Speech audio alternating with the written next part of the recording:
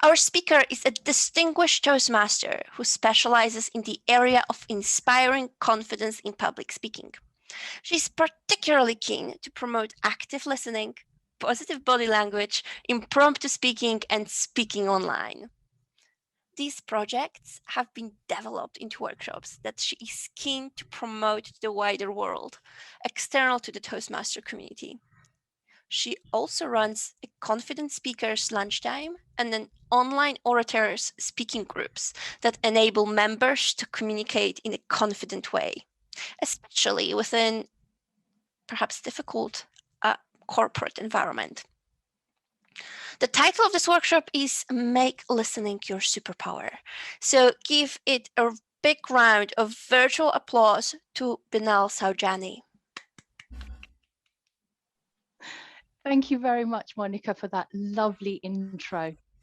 I'm going to reiterate, everybody is allowed to be unmuted. I really don't mind. And Dave will help me, because if your local environment is a little bit noisy, we can mute you. But I will be asking questions, and you know what? I will know that you're listening. So who thinks that they're a good listener? Just show of hands. Let's come on, show of hands. Think you're good listeners. There's a few of you. A few hands have gone up. Lovely. Don't be shy. Honestly, I'm very friendly. Today, I'm going to challenge you. I'm going to challenge you and make you actually think about listening. It'll be handy if you have a pen and paper because we have an exercise. And usually my workshops are very, very interactive and there's lots packed in them.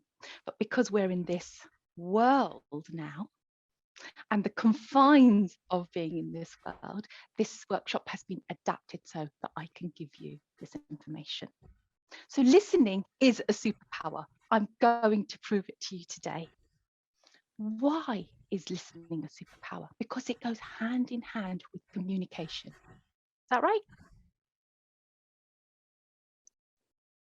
So, if a tree falls in a forest and no one is around to hear it, does it make a sound?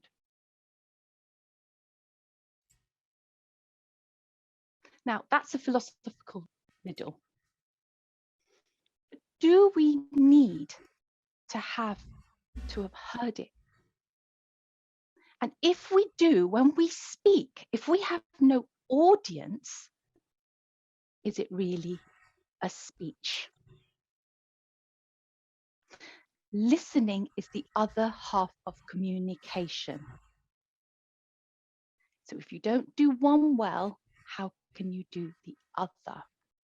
And listening well, we do it a lot less than we think. And even though it is so important, and it's so important to engage with what is being said and actively do this. And the reason for this, one of the main reasons for this, is because of how life is with us at the moment, especially in today's time. We are bombarded with so many things, so many distractions. You are all at home today. There could be things in your local environment that will distract you really easily. These statistics are the most up-to-date ones that I could get, a population of 7.8 billion people. 5 billion use the internet. 5 billion. 3.8 billion have active social media accounts. Who finds that phenomenal? Isn't that not a phenomenal number? That means that on average, we are spending over 2 hours and 2 minutes a day on social media. Anyone going to own up to that kind of number? Obviously, things have increased so much more because more. I've got someone who says more. Well, that's very, very generous of you to share with the group. But that number is increasing. This workshop I've been doing for a while, and every time I do it, every time I stand up in front of a group, that number is going up.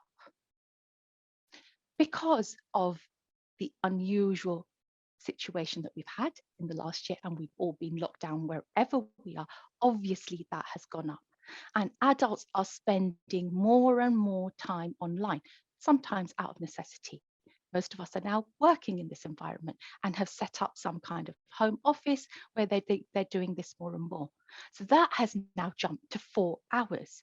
And a lot more people than ever are using this kind of medium to also be social. So there's an understanding why that might happen, because we haven't been able to do anything else. So I even take that on board, but nevertheless, these numbers are huge. And what I'm getting at is it enables you to not listen well. Notifications, those distractions, those little beeps, however small they are, still take your attention. So I can go statistic after statistic to say that actually your listening is being challenged all the time.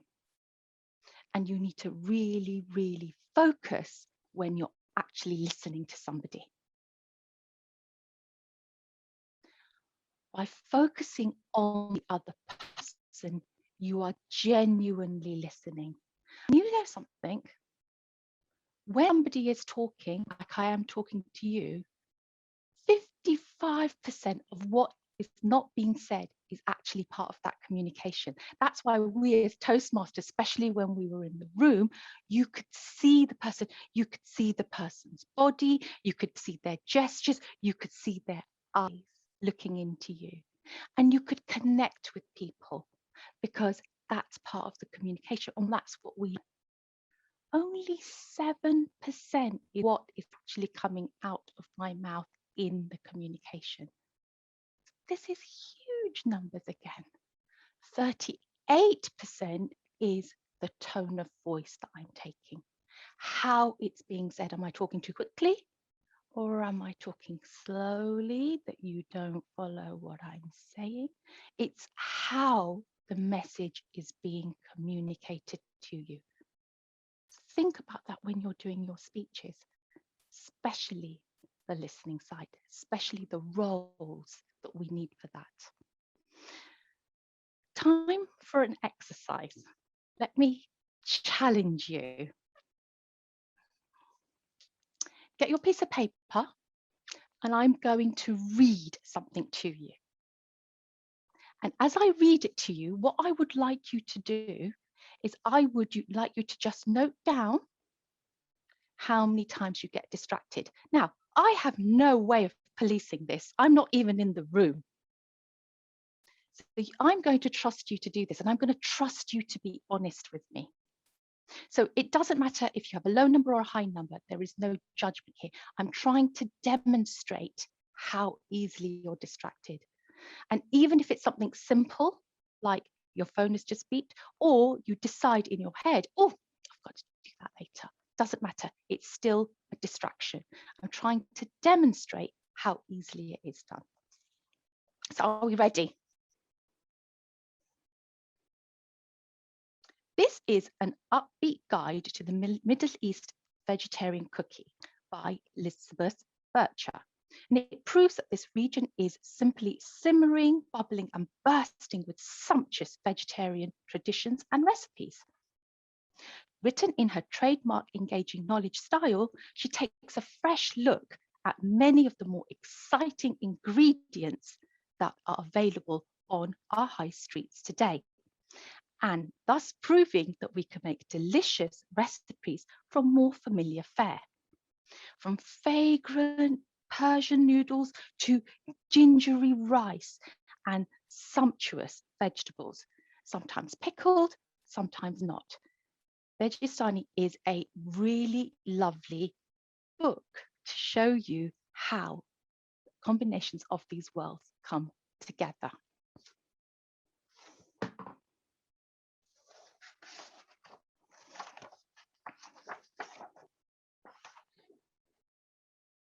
the land of the vegetables. There, of course, is no place like this, and no country, but with this in mind, the Middle East merits in its name the most sumptuous cuisine.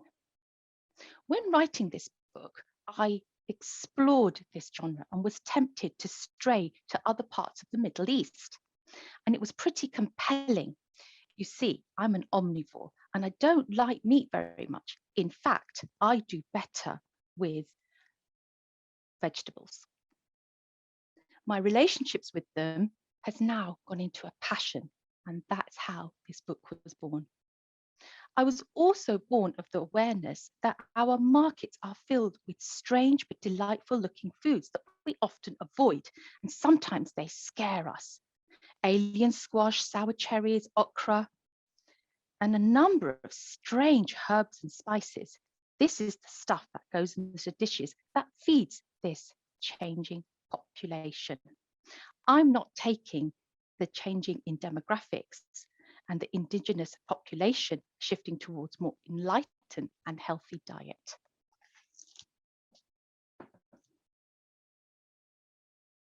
You didn't know what I was going to read to you. You didn't know what subject. I didn't introduce it. I was just talking to you. How many of you really, really heard what I said? How many of you got distracted?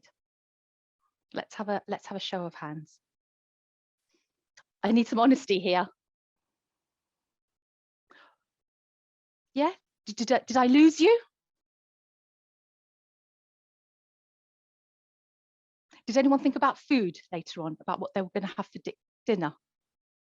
Oh, I've got a 6 for a second half more. Did anyone go, oh, she's talking about food and I quite like that and it's made me hungry?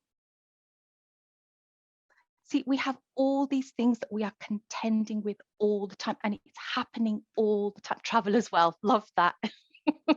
I was with you all the way, so I did too good a job.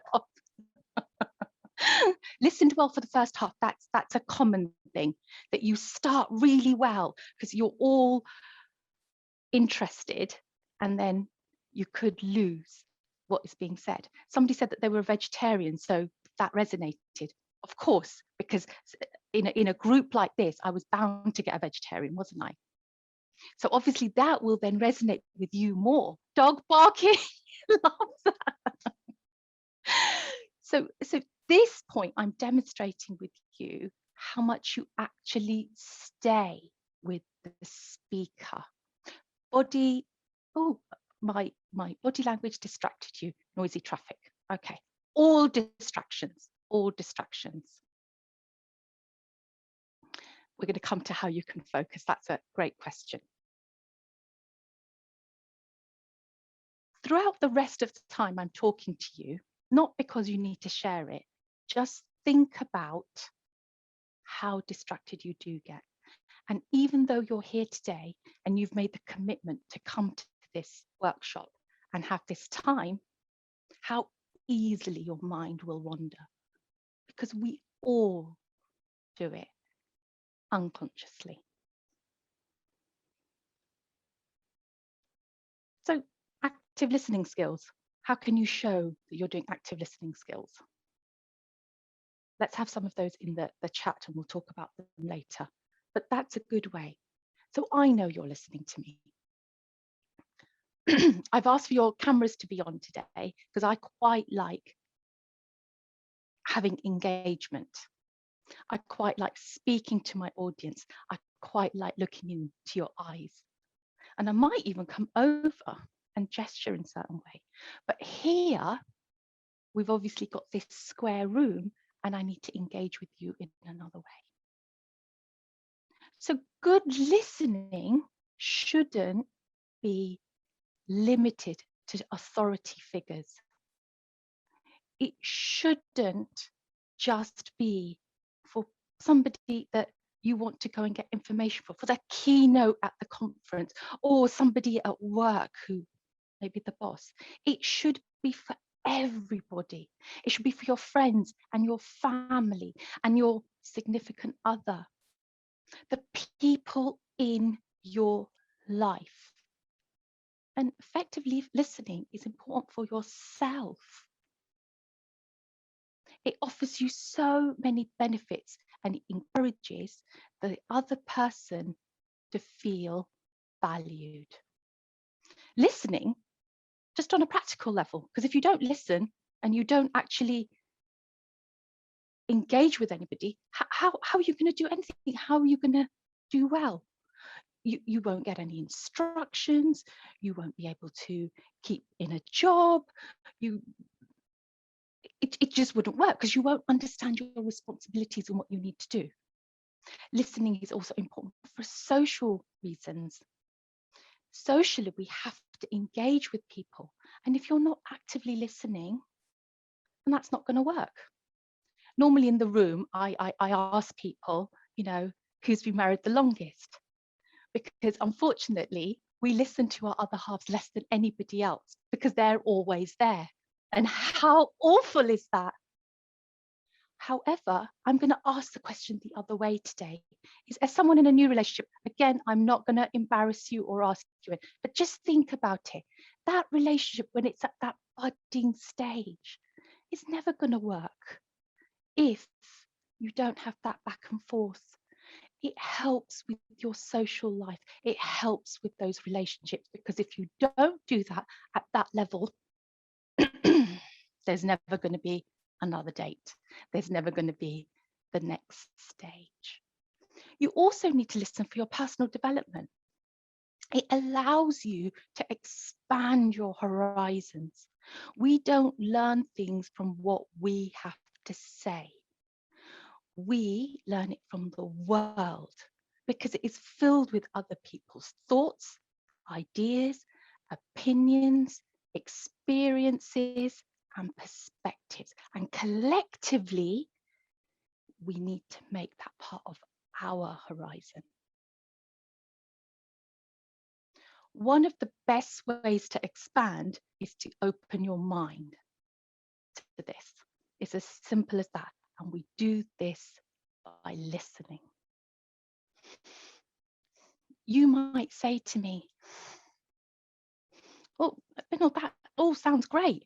You say to me, I've got 2 ears, I need to listen, I need to engage, I need to be active in listening. You even said to me why I should be doing it. So why don't we just do it? What is the reasons for not doing it? The reasons are we're self-absorbed. We get wrapped up in us. We become really me-centric. And we become the center of our universe. And we have to expand our universe to allow this to be shared and not be so me-centric, because we are self-absorbed. Everybody is. And that is an impediment to good listening. We also walk around with that. I know it all. I know about listening. It's fine. They're here. They work. What else to know? I turn up. I can hear. It's not just about hearing. You can hear the dog bark. You can hear the bus going past. You can hear the doorbell. But why I'm asking you to listen and to make that your superpower. So having that attitude that I know it all doesn't help, because you need to take in people's perspectives, knowledge, ideas, opinions. Main reason we don't actually engage is the distraction, and I've demonstrated that today. And I don't know if people are carrying on that exercise, but distraction is the main thing. We've got this huge thing with social media now, and that is only growing. And think about how much time you spend when you are on your phone, or how much time you are actually online, even though it's necessary for work. Do not worship the laptop god. If you can walk away and go and do something interesting, things are opening up in England, move away, go and have a conversation with somebody. You never know what you're going to learn or who you're going to meet. So distraction is a huge thing, and ways to calm that down. And again, this is something we can talk about. Hopefully we'll get to questions. The other thing is we overestimate our listening skills. Everyone thinks, oh, I can do that. Right, somebody's pointed it out to me today. I'm going to engage myself. But what you really have to do is be really active in it. You really have to be engaging in it and really understand how you are going to do this. We all have to, with everybody around us, need to cultivate these listening skills. And it means dropping your ego and accepting that we are not the center of our universe and we don't know what other people are going to say and how they're going to say it, and actively make sure that we don't have those distractions. So I've just seen something come up on my screen saying less screen time, reducing that. All of that is really, really important, because by doing this, you gain practically. You will be better social people and your personal development will be better. Right. Do we have Sonia in the room? You do indeed. Hi. Do we have any questions? I'm happy to take them at this point. I've seen lots of comments come up. Not questions, but comments. People say how distracted or not they are, and that they agree with what you will say. So very much everyone is engaged. So why don't we, honestly, camera on, we've got about a third of the camera on at the moment. I really don't mind. I'm very friendly. Tell me, let's try and work this out together. People are easily distracted. What ways can we be less distracted? What can we do? Come on, practically. Unmute yourself, speak to me. I really don't mind. Have a word with yourself so you focus. Brilliant. Absolutely. Does anybody do something, you know, especially the way the last year has gone? Does anybody do screen-free days or a morning? Is that something that you would take into consideration, where you've got no notifications, nothing is coming to you, and you are just without a screen? So you're either out in nature or you're just having some quiet time to yourself. Anyone practices anything like this? You do. I've got, someone's put their hand up. Put my hand up. I can't stop the computer or the phone all day, but I can certainly take 5 minutes. I have a lovely patio, so I can stand outside for 5 minutes, and that's joyful. There you go. That's a superb answer. Can you try for more than 5 minutes? Can you increase it to 30 minutes? You are very picky. But I love the fact that you've got a patio. So, you know, Lucky, you've very immediately, lucky. yeah, you've come away from this setup and you've gone, I'm going to go and do something. Are you looking out into green? Yes, I do. I do. I have all my plants, and then at the end, I've got green. And that in itself will help. It'll help when you go back. When you are on Zoom and the meetings you do, which I know we have all been forced into with this massive social experiment that's happened, you are 3 times more tired in doing this interaction and being engaged and being here doing this than you ever have in any other face-to-face meeting. Someone takes cat naps. Did I just read that properly? Please share. I love that. That's like a complete zone out. Is that on the sofa? Who was that? Please. Jerry, that was. Oh yes, that was me. Sorry. Yes. So how do you do that? I have a little sofa in my home office, and yes, I'll take a 10 or 15 minutes lie down on that sometimes during the day. Usually with one of my 2 cats to make it feel like a proper rest. Yes. Yeah. No, fantastic. It's so by the sheer fact that, you know, some people say, oh, I can't nap, but you're switching off. You're actually literally going, right, this is a stop. dead. Yep. You know, that's what I'm doing. I find That it, would be I find really it good. better than meditation. I did try that before. We used to do group meditations at work, but actually I find taking 10 minutes out of the cat is more restful. Whatever works, we're all different. And what works for one person may not work for another. Some people love the fact that they can go into themselves and meditate.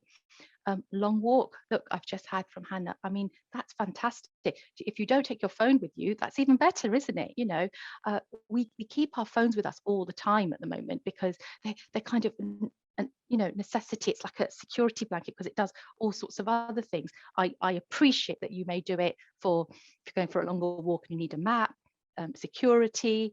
People are listening to, I mean, I listen to podcasts when I walk, so I understand it's with you, but sometimes it's better just to be in yourself. So I love the fact that people are walking to patios and actually taking time and perhaps having a nap even. You need to find time to clear your mind. Sorry to interrupt. Yeah. We do have another question. Go on.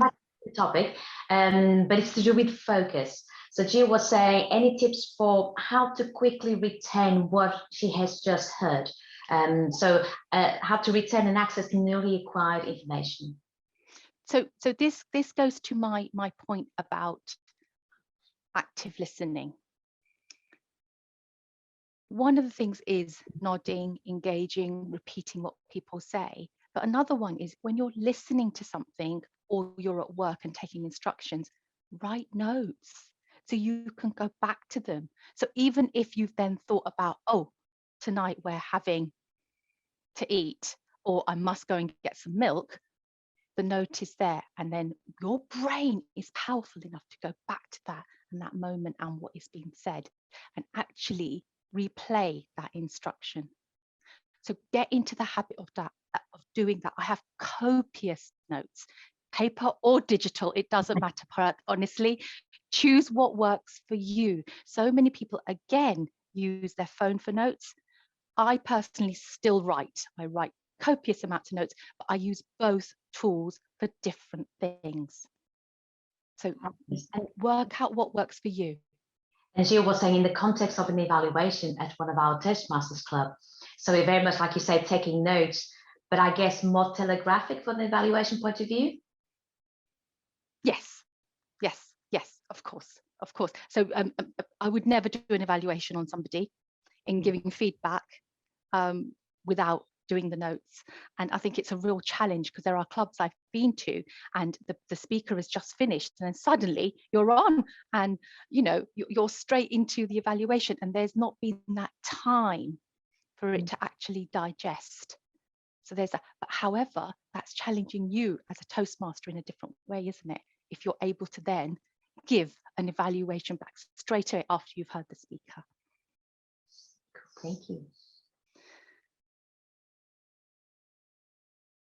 No more questions at the moment. I'm sure. No, that's absolutely fine. So listening, you gain practically from listening. It helps you to understand your responsibilities, and for some of you, you gain socially and you gain in personal development. Listening is an active behavior. The difference from hearing and listening is different. So make sure it's not about hearing, you're actually listening. Give it conscious attention, not only with your ears, but with your heart. So the people around you benefit because you are listening to them and you're being respectful because you're giving them genuine interest. This is a golden key. I'm telling you, spend time and be mindful and make it conscious that you're doing this. And it will open the door to many new relationships. I'm Binal Sawjani. I've given you a whistle-stop tour of my workshop that normally is a lot longer for D91 conference today. Please get in touch if you'd like to know more or if you'd like to have the full workshop. My email is really easy. It's my name @gmail.com. And if you would like to stay behind for questions, I know we're allowed to do that, or talk about anything else, please do. But thank you for listening. Thank you, Binal. That was smashing. And, you know, as you say, not just for our Toastmasters journey, but for our personal and our professional life. So thank you so, so much. I will definitely be more mindful of listening, as you say, and taking time out as well. So as Binal said, so thank you again, Binal. And as Binal said, everyone, we can stay here for 5-10 minutes. If you have any questions, you can pop them in the chat box, or you can unmute yourselves as well. And we do have the first question, Binal, from Lorna. Yeah. She's asking, any tips for active listening when you are in a telephone meeting, as in no video, so just voice, especially when you have heard the majority of the content before? Okay, so Lorna, have I got the name right, Lorna? Lorna. So Lorna, my best tip for you in that kind of environment, especially like you say, if you've heard things before, is have a mirror in front of you. Amazing. Put a mirror in front of you, like a makeup mirror or a hand mirror, just something that you can prop up so you can keep turning to it and look at your facial expression. And you know what? Smile when you're making your contribution. Because if you smile, that smile will reach your audience, I promise you. If you are only listening, then make sure that you're looking at the mirror so that you are giving off the right attitude, because the minute you're sitting there, you're not really listening, because you're not engaging, you're not active. You need to be active and you need to be purposeful. So even if you've heard it before and you've got notes on it, or it's the same information regurgitated in a different way, use the highlighter, underline things, emphasize things. So you're, again, actively listening to that conversation. Hope that helps. That is fantastic. Thank you. I shall use the mirror technique. I've never heard of it before. Thank you, Binal. It's like I said, it's a much bigger workshop. I've kind of fit into this time. Well, thank you for doing that. And Gio agrees that it was a great tip. I'll wait for people to ask more questions. You remind me of something else, which is Clubhouse, the new fad of social media, which is listen only. And I've only been in one meeting this far. Fantastic topic. It's something that I am very passionate about at work, but it took almost 2 hours. And very much like Lorna, it was just listening in. And I struggled to actually get focused. Do you have any tips on that as well?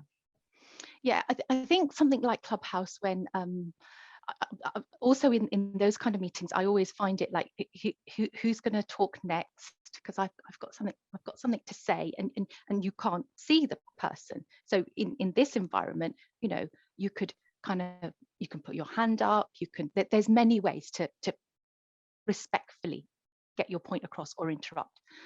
But what I would say to you is, in that kind of medium, work out what the purpose is. Sonia, are you there to get information from the people, or are you trying to engage in a conversation?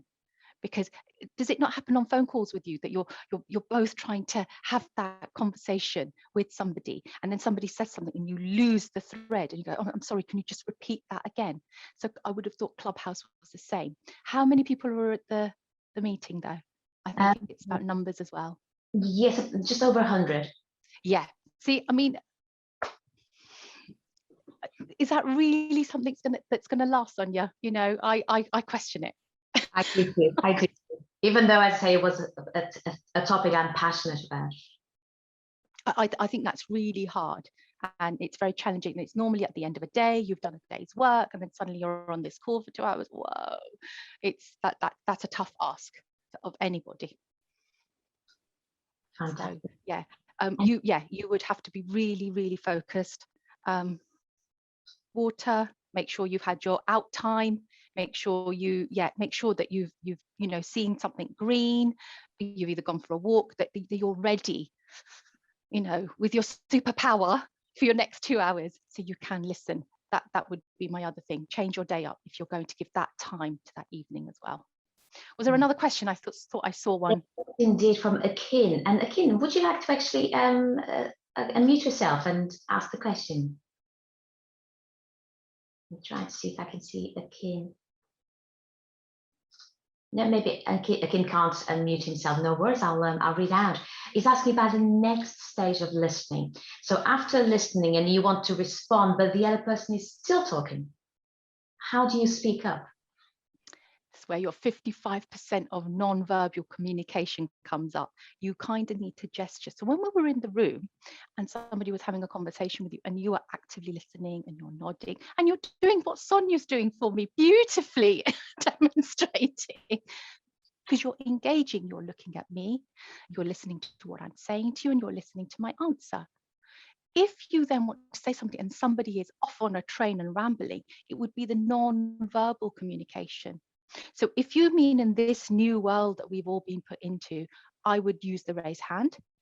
You know, there are functions on things like Zoom that you can actually do that. You're immediately put to the top of the screen, and whoever is hosting your meeting should see that.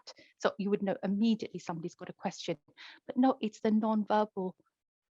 You need to go in with a gesture or a could I possibly. So that's how I would do that.